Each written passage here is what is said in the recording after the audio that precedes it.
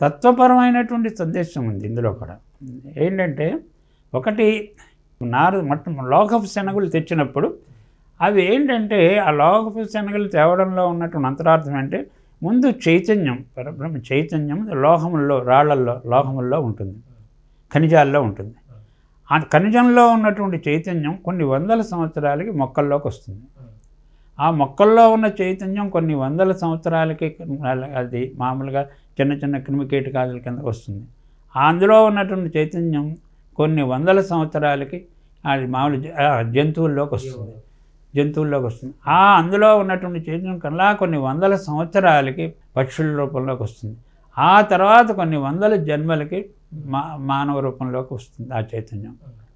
అసలు ముందు ఈ ఖనిజాల్లో ఉన్నటువంటి చైతన్యం అది మొక్కలుగా అంటే ఈ శనగ మొక్కలు పంటలను ఇచ్చేటటువంటి ఔషధులుగా అవి రావాలని కొన్ని వందల సంవత్సరాలు పడుతుంది అన్నమాట, సహజమైనటువంటి పరిణామంలో. అలాంటిది ఈవిడ సంకల్ప మాత్రం చేత లోకంలో ఉన్న చైతన్యాన్ని తినే శనగలుగా, మొక్కల నుంచి వచ్చినటువంటి పంట నుంచి ఎలా వచ్చింది అలాగా మార్చిందంటే అక్కడ ఆ పరిణామాన్ని వందల సంవత్సరాలు పట్టేదాన్ని ఆ చైతన్యాన్ని సంకల్ప మాత్రం చేత మొక్కల స్థాయికి తీసుకొచ్చేస్తుంది, జీవవంతమైన శనగల స్థాయికి తీసుకొచ్చేస్తుంది. రెండో సంఘటన ఏంటంటే వీళ్ళు త్రిమూర్తులంటే వాళ్ళ సృష్టికంతటికి పెద్ద సంపూర్ణ వికాసం చెందినటువంటి వాళ్ళు అంటే వాళ్ళల్లో చైతన్యం సంపూర్ణంగా వికసించి ఉంది, అత్యున్నతమైన స్థాయిలో ఉంటుంది త్రిమూర్తుల్లో. దాన్ని ఆ స్థాయి నుంచి ఆ చైతన్యాన్ని ఈవిడ సంకల్ప మాత్రం చేత ఏమీ తెలియని పసిపిల్లల స్థాయికి తీసుకొచ్చేస్తుంది సంకల్ప మాత్రం చేత. మళ్ళా సంకల్ప మాత్రం చేత మళ్ళీ వీళ్ళని త్రిమూర్తుల స్థాయికి తీసుకొచ్చింది. వాళ్ళలోని చైతన్యం, పసిపిల్లలో చైతన్యం ఉంటుంది కానీ ఎలా ఉంటుంది, ఏ స్థాయిలో ఉంటుంది అంటే ఆవిడ సంకల్ప మాత్రం చేత ఈ చైతన్య వికాసాన్ని, చైతన్య స్థాయిల్ని, అలా వికాసాన్ని మార్చగలదన్నమాట. అంటే అంత యోగ సంపూర్ణ స్థితిలో ఉంది, యోగారూఢ స్థితిలో ఉన్నారు వాళ్ళిద్దరూ అన్నమాట. తర్వాత నగ్నంగా రావడానికి అంగీకరించడంలో కూడా ఒక తత్వరహస్యం ఉంది. ఏంటంటే ఆవిడ స్థితి, నేను ఈ బాహ్యంగా కనపడేటటువంటి శరీరం కాదు, నేను నిత్య శుద్ధ బుద్ధ ముక్త ఆత్మస్వరూపాన్ని నేను. అలాంటప్పుడు నాకు ఈ శరీరం నాకు బాహ్యంగా ఎలా ఉన్నా నేను ఆత్మస్వరూపం కాబట్టి దానికి ఎటువంటి ఆచ్ఛాదలతో పని లేనటువంటి పవిత్రమైనటువంటిది కాబట్టి ఆత్మ చైతన్యం, ఆత్మ అనేటువంటిది అని చెప్పి ఈ మాయావరణలు అనమాట. మాయ అనే వస్త్రాలని, మాయ అనేది మన శరీరాలన్నీ మాయ ఏంటి, ఆత్మ చుట్టూతో అల్లుకోబడినటువంటి మాయావే కదా శరీరాలన్నీ. అందుకని ఈ ఆవిడ మీద ఒంటి మీద ఉన్న వస్త్రాలన్నీ కూడా మాయా వస్త్రాలు లాంటివన్నీ వస్త్రాలు వదిలిపెట్టేస్తుంది అనమాట ఆవిడ. అందులో కూడా ఆవిడ యొక్క స్థితిని తెలియజేస్తుంది. ఇంకా అంతటితో అవ్వలేదు. ఎందుకంటే దత్తాత్రేయుల వారు ఎంతటి వారో తెలియాల్సిన అవసరం ఉంది. దానికోసం ఏంటంటే ఇంకో రెండు వృత్తాంతాలు ఉన్నాయి. సరే, అదే మనకి ఇంకో వృత్తాంతం ఏంటంటే అక్కడ ఆ కాలంలో అనసూయమాత ఉన్నటువంటి కాలంలోనే సుమతీదేవి, కౌశికుడు అనేటువంటి భార్యాభర్తలు ఉన్నారు. సరే, ఆ సుమతీదేవి మహాపతివ్రత ఆవిడ. కర్మవశాత్తు భర్త నిత్యానుష్ఠానపరుడు సద్బ్రాహ్మణుడు అయినా కూడా సరే ఇలా కుష్టు వ్యాధి పీడితులయ్యాడు. కొన్ని వేరే సంస్కారాలు, చాలా మలిన సంస్కారాలు అతనిలో చోటు చేసుకున్నాయి. అదేదో దైవ కర్మవశాత్తు, శాపవశాత్తు, లేకపోతే జగన్నాటకంలో ఆయన పాత్ర అలా నడవలసి ఉన్నది వల్ల కారణం కావచ్చు. ఎప్పుడు నిరంతరం ఆయన సపర్యలు చేస్తూ పతినే పరమాశివుడిగా భావించి ఆవిడ పతివ్రతా ధర్మాన్ని నెరవేరుస్తోందని మహాసాధ్వి సుమతీదేవి. ఒకరోజు ఏం జరిగిందంటే వాళ్ళ ఇంటి ముందు నుంచి ఒక వేశ్య, వేరే గ్రామానికి చెందినటువంటి వేశ్య వెళ్తోంది. అందమైన వేశ్యను చూడగానే ఈ కౌశికుడికి ఆవిడ పొందు కావాలి, ఆ వేశ్య పొందు కావాలి అని. సరే, ఇంకెవరిని అడుగుతాడు? భార్యనే అడిగాడు, సుమతీదేవిని.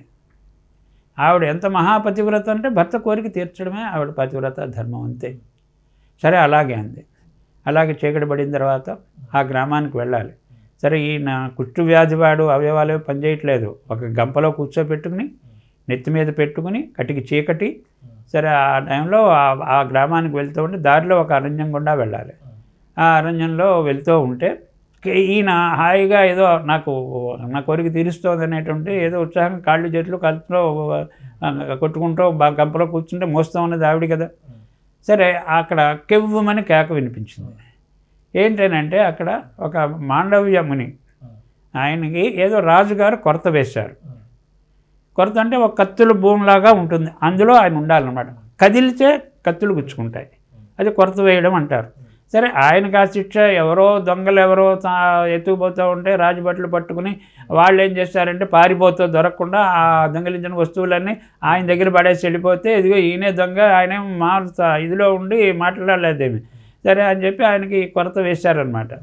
సరే ఇప్పుడు ఈ కౌశికుడి యొక్క కాలు ఆయనకి తగిలితే ఆయనకు గబుక్కున కదిలేసరికి ఆ కత్తులో ఆయనకి గుచ్చుకుని బాధ కలిగి వెంటనే ఏమన్నాడంటే, నాకు ఈ బాధ కలిగించినటువంటి బాధ కారణమైనటువంటి వ్యక్తి రేపు సూర్యోదయం అవగానే శిరస్సు పగిలి చనిపోతాడు అని చెప్పి అన్నాడు. ఇవి ఒక్కసారి ఉలిక్కిపడింది, ఎంత చీకటి. సరే అయితే వీడు వెంటనే అయితే సూర్యోదయమే అవకుండుగాక అని అంది. ఇదేంటి ఇలా జరిగింది? కౌశికుడు కూడా తెల్లబోయాడు, అసలు ఏం జరిగిందో తనకు తెలియదు. సరే అనేది వెంటనే మళ్ళీ వెనక్కి తీసుకొచ్చేసింది. సరే ఇంకా ఈవిడ సూర్యోదయం అవ్వకూడదని అంది కదా, ఇంకా సూర్యోదయం కావట్లేదు. ఇంకా లోకంలో అందరూ కూడా ఈ వనాల్లో మహర్షులందరూ కూడా నిత్యానుష్ఠానానికి వాళ్ళు బ్రాహ్మీ ముహూర్తంలో లేస్తారు. ఆ నదీ తీరాలు కాలకృత్యాలు తీర్చుకుని నదీ స్నానానికి వెళ్ళి వాళ్ళు నిత్యానుష్ఠానం మొదలు పెట్టాలంటే అది కాలంతో సూర్యుని యొక్క ఆగమనంతో ముడిపడి ఉంది. సరే దానికి ముందు లేస్తారు. అసలు సూర్యోదయం అవ్వట్లేదు, ఏంటి ఎన్ని గంటలైనా అసలు సూర్యుడే కనపట్లేదు, ఏంటంటే ఇంకా ఒక్కొక్క ఆహాకారాలు అందరిలో అనమాట. ఏది ఎప్పుడు ఊహించినటువంటిది, ఏంటి అసలు ఇవాళ సూర్యుడు ఉదయించట్లేదు ఎన్ని గంటలైనా కూడా ఏది అని చెప్పి అందరికీ కూడా ఇంకా చేసుకుని ఏంటి ఇదంతా మనకు అర్థం కావట్లేదని త్రిమూర్తుల దగ్గరికి వెళ్ళారు, బ్రహ్మదేవుడి దగ్గరికి వెళ్ళారు. సరే ఆయన గ్రహించి ఇది ఇలా వేరే ఉపద్రవం ఏదో కాదు, ఇది ఒక పతివ్రత తల్లి, పతివ్రత శిరోమణి, ఆవిడ యొక్క పాతివ్రత్య ప్రభావం వల్ల ఇది జరిగింది. అందుకని ఈ ప్రభావం నుంచి ఈ సూర్యుడు ఉదయించకపోవడం అనేది దాన్ని మళ్ళా మరో మహాపతివ్రత మాత్రమే తప్పించగలదు. అయితే మీరు అలాంటి పతివ్రత ఎవరున్నారు చెప్పండి అంటే, ఇంకెవరు, అనసూయాదేవి. పదండి అన్నారు. ఈ దేవతలందరూ కూడా అందరూ కలిసి అక్కడ మళ్ళీ అనసూయమాత కలిసి వీళ్ళందరూ ఋషులు అందరూ కలిసి ఈ సుమతీదేవి ఇంటికి వచ్చారు. వచ్చి సరే అంత పరిస్థితి గ్రహించి ఆవిడ అనసూయమాత అంది, అమ్మ ఇలా ప్రకృతి ధర్మాలకి విరుద్ధంగా వెళ్ళకూడదు, మొత్తం స్తంభించిపోతుంది ప్రపంచం సూర్యుడు ఉదయించకపోతే.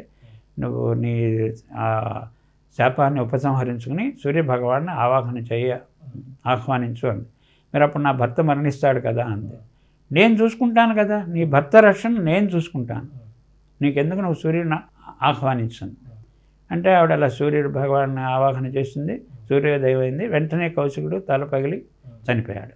వెంటనే అప్పుడు అనసూయమాత తన పాతివ్రత్య మహిమతోటి ఆయన్ని బతికించడమే కాకుండా, అంతకుముందు కుష్ఠరోగంతో బాధపడుతున్నాడు కదా, ఆ రోగం కూడా రోగరహితుడిగా చేసింది. దేవతలందరూ అనసూయమాతను కొనియాడారు. త్రిమూర్తులు కూడా వచ్చేసారు అక్కడికి. సరే అమ్మా, మీ కోరిక ఏంటి చెప్పు, నువ్వు ఇంత ప్రపంచం ఉపద్రవం నుంచి కాపాడావు, నువ్వు మహోపద్రవం నుంచి. ఏంటంటే అదే అండి, నేను ఎప్పుడు చెప్తా ఉన్నదే, నా భర్త అత్రి మహర్షి అందరికీ లోకల్లో ఉన్నటువంటి జీవులందరికీ కూడా యోగాన్ని, జ్ఞానాన్ని, ముక్తిని అనుగ్రహించాలనేది ఆయన సంకల్పం. దానికి అందుకోసం నేను త్రిమూర్తులు స్వరూపుడైనటువంటి మాకు అవతరించాలి భూమి మీద. సరే తదాస్తు అని మళ్ళా కూడా ఆశీర్వదించారు. సరే ఇలా వాళ్ళు తపస్సు కొనసాగిస్తున్నారు. సరే ఒక రోజున ఏం జరిగింది అంటే, మళ్ళా ఈయన తపోజ్వాలలు శరీరం అంతా కూడా దహించి వేస్తున్నాయి. చేస్తూ ఉంటే అప్పుడు దత్తాత్రేయుల వారు అనేది పేరు ఇంకా లోపలికి తెలిగిపోయినా రూపం దర్శనం ఇచ్చాడు కదా. సరే దాంతో ఆ తేజో రూపంతో అత్రి మహర్షి శిరస్సులో ప్రవేశించాడు. ప్రవేశించేసరికి అంతా చల్లబడింది. ఆయన ఉగ్రమైనటువంటి తపోజ్వాలల నుంచి ఉపశమనం కలిగి చల్లదనం కలిగింది. సరే వెంటనే ఆయన కళ్ళు తెరిచాడు. కళ్ళు తెరిచేసరికి ఎదరకుండా అనసూయమాత తపస్సు చేసుకుంటూ కూర్చుంది. ఈయన ఎదరకుండా, ఈయన తపస్సు చేస్తూ ఉంటే ఆవిడ పనంతా చేసుకుని వచ్చి ఆవిడ ఎదరకుండా కూర్చుని తపస్సు చేసుకుంది. అత్రి మహర్షి కళ్ళు తెరిచేసరికి అనసూయమాత మీద దృష్టి పడింది. అనసూయమాత వైపు చూశారు. చూస్తే ఈయన శిరస్సులో ఈ పరబ్రహ్మ తేజస్సు దత్తాత్రేయ రూపంలో ప్రవేశించింది కదా, అది అత్రి మహర్షి కళ్ళ ద్వారా, నేత్రముల ద్వారా ఆ తేజస్సు అనసూయమాత గర్భంలో ప్రవేశించింది. ఒక్కసారి పులకరించింది, వాళ్ళు అలా జలధరించింది, అలా కళ్ళు తెరిచింది ఆవిడ కూడా. సరే, ఆ రోజు మార్గశిర మాసంలో సప్తమి తిథి. అంటే ఇక్కడ మామూలుగా మానవ సంపర్కం లేదు అసలు, వాళ్ళు ఏ స్థాయి వాళ్ళు. బట్ సప్తమి నుంచి మార్గశిర పౌర్ణమి దాకా 9 రోజులే 9 నెలలుగా ఆ గర్భం లోపల అంతా వృద్ధి చెంది మార్గశిర పౌర్ణమి నాడు 3 పిల్లల్ని కందేవాడు. అది విష్ణు అంశతోటేమో దత్తాత్రేయులు వారు, సరే తర్వాత ఏమో బ్రహ్మ అంశతోటి చంద్రుడు గాను, తర్వాత పరమేశ్వరుడు శివుడి యొక్క అంశతోటి దూర్వాసుడు గాను జన్మించారు. 3 పిల్లలు జన్మించారు. ఇది మనకు కావాల్సింది ఏంటి? ఇక్కడ లోకానికి ఒక నిరూపణ కావాలి అంటే ఒకే పరబ్రహ్మతత్వం త్రిమూర్తుల ద్వారా పనిచేస్తుంది అనేటువంటిది ఆ 3గా వచ్చి ఒకటైతే ఇంకా మంచి నిర్ధారణ అన్నమాట. ఒకే పరబ్రహ్మతత్వమే త్రిమూర్తులుగా వచ్చింది అనేటువంటిది. మళ్ళా ఒక్కడే జన్మిస్తే ఏమో మనలో ఆయన మళ్ళా ఆయన విష్ణువో శివుడో మళ్ళా బ్రహ్మో అలాంటి ఇంకా సందేహానికి తావు ఉండకూడదు. 3 అంశాలతో 3గాను వచ్చేసి ఆ తర్వాత ఏంటంటే దూర్వాసుడు ఏం చేశారంటే ఆయన కార్యక్రమం ఆయనకు ఉంటుంది, ఆయనలో ఉన్నటువంటి ప్రజ్ఞ అలా ఆయనలో ప్రవేశించి ఆయన ఏం చేశారంటే విలీనం చేసేసి విష్ణువులో, అంటే ఇది రుద్రాంశని ఆయన బాగా కోపిష్టి, అంటే కోపంతో ఎదుటి వాళ్ళ యొక్క కర్మల్ని ఆయన నిర్మూలించి వాళ్ళని అనుగ్రహిస్తాడు. అది ఆయన విధానం అది. సరే, ఆయన కార్యక్రమానికి ఆయన వెళ్ళిపోయాడు. సరే, ఇక్కడ బ్రహ్మ అంశ చంద్రుడిగా జన్మించాడు. చంద్రుడు కూడా తన అంశని, తనలో ఉన్నటువంటి ప్రజ్ఞని ఈ విష్ణువులో విలీనం చేసేసి ఆయన వెళ్ళిపోయాడు. త్రిమూర్తాత్మకుడు అయ్యాడు. ఇప్పుడు దత్తుడు ఒకడే అయ్యాడు అనమాట. కాబట్టి ఈ పరబ్రహ్మ శక్తి ఈ అత్రి మహర్షికి దత్తం అవ్వడం వల్ల అది ఆత్రేయమైంది. పరబ్రహ్మశక్తి దత్తం అయింది. ఎవరికి దత్తమైంది? అత్రి మహర్షికి దత్తం. కాబట్టి ఆత్రేయమైంది. అందుకని ఆయనకి దత్తాత్రేయుడు అనేటువంటి పేరు సార్థకమైంది అనమాట. అలా సరే, ఇందులో కూడా ఇంకోటి ఏమిటి అంటే మనకి ఈ దత్తాత్రేయుడు మనకి ఇందాక చెప్పుకున్నాం, మా గర్భాన్ని జన్మించాలి అని ఎందుకు అడిగారు అనేది ఇందులో అర్థం చేసుకోవాల్సినటువంటి ఇంకా చాలా ఉందన్నమాట. ఏంటంటే ఆయన ముందు కనపడ్డాడు. మీ యొక్క లోక కళ్యాణ కారణంగా సంకల్పంతో తపస్సు చేశారు కాబట్టి ఏకైక పరబ్రహ్మాన్ని దర్శించాలనుకున్నారు కాబట్టి ఇదిగో నేనని చెప్పిన దర్శనం ఇస్తే ఆయన మా కడుపును జన్మించమని ఎందుకన్నారు అని అంటే, ఇప్పుడు ఆయన మీకు దత్తమయ్యాను అన్నాడు. అంటే వాళ్ళకి దత్తం అయ్యానని చెప్పానంటే ఏంటి? వాళ్ళు ఎప్పుడు ప్రార్థిస్తే అప్పుడు వాళ్ళకి మాత్రమే కనపడతాడు. కానీ వీళ్ళకి అసలు తపస్సు చేసింది దానికోసం, అసలు వాళ్ళ కోసం అక్కర్లేదు, అసలు వాళ్ళు పూర్ణ జ్ఞానస్వరూపులే. కానీ లోకం అంతటికీ ఆయన లభించాలి, లోకం అంతటికీ దత్తం అవ్వాలి ఆయన. సరే, అందుకోసం ఏంటి మార్గం? గర్భాన్ని జన్మిస్తే ఎప్పటికీ భూమిపైనే పడి ఉంటారు. అది వాళ్ళు ఎందుకు కోరారు? అసలు అది ఒక పరీక్ష, ఆఖరి పరీక్ష. అది అత్రి మహర్షి ఆఖరి పరీక్ష ఏంటంటే, సరే త్రిముఖ షడ్భుజ రూపంతో దర్శనం ఇచ్చాడు, మీకు దత్తమయ్యానన్న. వీళ్ళు సంతోషపడి తపస్సు విరమించలేరు. ఎందుకని అంటే తపస్సు అలా విరమించారనుకో, కనపడినట్టే కనపడి చక్కగా వెళ్ళిపోతాడు. మళ్ళీ ఏదో చిక్కకుండా వీళ్ళని చిక్కుల్లో పడేసి వెళ్ళిపోతాడు. అందుకోసం వాళ్ళు అంత దూరం ఆలోచించారు. అసలు మామూలుగా మనం లౌకికంగా ఇంకా అర్థం అవ్వాలంటే ఏంటంటే, ఇప్పుడు ఎవరైనా ఒక ఆయన ఉన్నాడు, ఒక ఆస్తిపరుడు అంటాడు, సరే నాకు ఇదిగో నా ఆస్తి అంతా నీకు ఇచ్చేస్తున్నానని చెప్పి ప్రకటించాడు. సరే, ప్రకటించాడని మనం ఊరుకుంటామా? మనం ఊరుకోం కదా. ప్రకటించాడు, ఊరుకుంటామా? ఏం చేస్తాం? సరే, అలా అయితే ఒక స్టాంప్ పేపర్ పట్టుకొచ్చి దీని మీద సంతకం పెట్టినైనా నాకు ఇస్తాం అన్నట్టు అంటాం. ఇక్కడ కూడా నీకు దత్తమయ్యానంటే అత్రి మహర్షి అనుసైతే వదిలేయలేదు. అందుకే మా గర్భాన్ని జన్మించు అంతే. అత్రి కుమారుడు అంతే, ఆత్రేయుడు, దత్తాత్రేయుడు ఉంటాడు, భూమి మీద ఉంటాడు. గర్భాన్ని జన్మించాడు కాబట్టి ఉంటాడు, ఎప్పటికీ ఉంటాడు. అది వాళ్ళు అందుకోసం తపస్సు అంత కొనసాగించింది చిట్ట చివరి వరకు.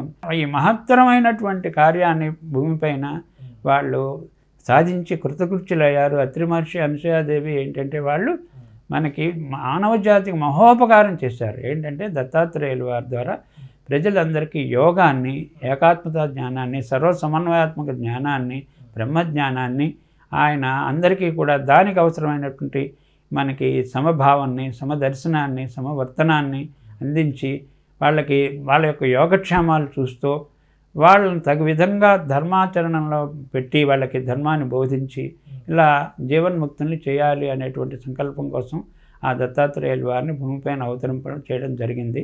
ఇందులో మనకి ఇంకో మహత్తరమైనటువంటి రహస్యం ఇంకోటికి ఉంది. ఏంటంటే దత్తానుగ్రహం మనకు కావాలంటే దత్తుడు మనకు కూడా కుమారుడిగా దత్తం అవ్వాలి అని అంటే ఏంటి, వాళ్ళు పొందారు కదా, వాళ్ళు ఎలా పొందారో వాళ్ళు సహకరిస్తారు. అత్రి మహర్షి అంతే. అంటే వాళ్ళు ఏం చేస్తారు, ముందు వరే నువ్వు త్రిగుణాలకి అతీతంగా ఉండాలి. శ్రీకృష్ణుడు భగవద్గీతలో త్రైగుణ్యం నిస్త్రైగుణ్యం భవ అని చెప్పని అంటాడు. అంటే గుణాలకు అతీతమైన స్థితిలోకి ముందు రావాలి అనేది. తర్వాత అలా గుణాలకు అతీతమైన స్థితిలోకి నువ్వు వచ్చినప్పుడు ఏమాత్రం అసూయ లేశమాత్రం కూడా లేనటువంటి అనసూయాతత్వం నీకు అప్పుడు సహకరిస్తుంది. ఆయనకి సహధర్మచారణ అయింది కదా, అప్పుడు ఆవిడ అసూయ నుంచి మిగిలిన అరిషడ్ వర్గాలు బయలుదేరుతాయి. కాబట్టి అనసూయాదేవి ఏం చేస్తుంది, నీకు అసూయ నుంచి కామక్రోధ లోభ మాదమాశ్చర్యాలు ఉంటాయి. ఇలాంటి గుణాలు ఏమీ కూడా లేకుండా అనసూయాతత్వాన్ని ఆవిడ అనుగ్రహిస్తుంది. త్రిగుణాతీత స్థితిని ఆయన అనుగ్రహిస్తారు. వీళ్ళిద్దరూ అవి అనుగ్రహించినప్పుడు ఆ దత్తుడు వాళ్ళకి దత్తమైనట్టే ఆ పరబ్రహ్మ శక్తి, ఆ విశ్వ చైతన్య శక్తి మనకు కూడా కుమారుడిగా మనకి దత్తం అయ్యేటట్టు, మన హృదయంలో కూడా దత్తభక్తి ఆవిష్కరింపబడేందుకు, దత్తుడు ఆవిష్కారం జరిగేందుకు వాళ్ళిద్దరూ కూడా సహకరిస్తారు. అందుకని మనకి కొన్ని దత్త సాంప్రదాయంలో అత్రి మహర్షి అనసూయాదేవిని కూడా ముందు ధ్యానం చేసుకునే సాంప్రదాయం కూడా ఉంది. దండకమండలు కరయుగళం మస్తక విద్యుజ్వల సజ్జటిలం చంద్రమో దత్త దుర్వాస పితరం వస్తుధ్యాయినం అత్రిమహమీడే. ఇది అత్రి మహర్షి ధ్యాన శ్లోకం అన్నమాట. అత్రిపత్నీం మహాలక్ష్మీం పాతివృచ్చ శిరోమణిం శ్రీ దత్తాత్రేయ జననీం అనసూయాం అహం భజే. శ్రీ అనసూయాదేవి సమేత అత్రి మహర్షినే నమః. అందుకని ఇప్పుడు కూడా దత్తానుగ్రహం మనకు లభించేందుకు అత్రి మహర్షి అనసూయాదేవి వాళ్ళు సహకరిస్తూ ఉంటారనమాట. వాళ్ళను కూడా ధ్యానం చేసుకుని మనం దత్తుని ధ్యానం చేసుకుంటూ ఉంటే దత్తుడు సులభంగా మనకు కూడా చిక్కేటట్టు, లభించేటట్టు వాళ్ళు ఆది దంపతులు వాళ్ళు సహకరిస్తారనమాట.